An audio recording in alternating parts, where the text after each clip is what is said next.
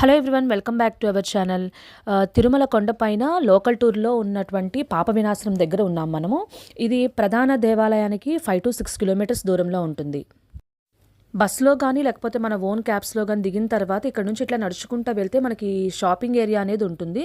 So ఇక్కడ చూడండి, shopping ఏరియాలో చాలా వరకు ఈ గిఫ్ట్ ఐటమ్స్ చాలా బాగుంటాయండి. మనం ఇలాంటి చోట తీసుకొని ఎవరికైనా గిఫ్ట్గా కూడా ఇవ్వచ్చు. ఈ పాప వినాశనానికి మనం వెళ్ళే మార్గంలో చుట్టూతా కూడా చాలా గ్రీనరీతో ఉంటుంది. వర్షాకాలంలో అయితే అసలు పచ్చదనంతో జలపాతం కూడా చాలా ఉధృతంగా ఉంటుందన్నమాట. ఇక్కడ నుంచి చూసినట్లయితే పాప వినాశనం డ్యామ్ కూడా కనిపిస్తుంది మనకి. పాప వినాశనం అంటే పాపాలను తొలగించేది అని అర్థం. ఇక్కడ మనం స్నానం చేసినట్లయితే కనుక తెలుసో తెలియకో చేసిన పాపాలు కానీ మనకేమైనా దోషాలు ఉన్నా సరే పోతాయట.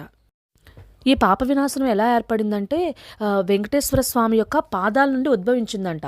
అంత పవిత్రమైన ఈ తీర్థాన్ని పాప వినాశన తీర్థం అంటారు. ఇక్కడ ఎక్కువగా అందరూ స్నానం ఆచరిస్తూ ఉంటారు. సో అందుకని జెంట్స్కి సపరేట్గా, లేడీస్కి సపరేట్గా టాయిలెట్స్ కూడా ఉన్నాయి స్నానం చేసిన తర్వాత డ్రెస్ చేసుకోవడానికి.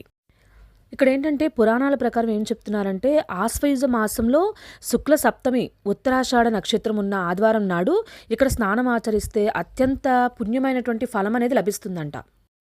అలాగే పూర్వం కూడా ఋషులు తమ పాపాలు ఏమన్నా ఉంటే కనుక తొలగించుకోవడానికి ఇక్కడకు వచ్చి స్నానం ఆచరించేవారంట. చాలా పుణ్యతీర్థాల్లో ఈ పాప వినాశనం కూడా ఒకటంట. ఎందుకంటే ఇక్కడ స్నానం ఆచరించిన సకల పాపాలు పోయి సకల కోరికలు, మనం ఏవైతే కోరికలు కోరుకుంటామో అవన్నీ కూడా సిద్ధించి సుఖం, శాంతి కలుగుతుందని చెప్తారు.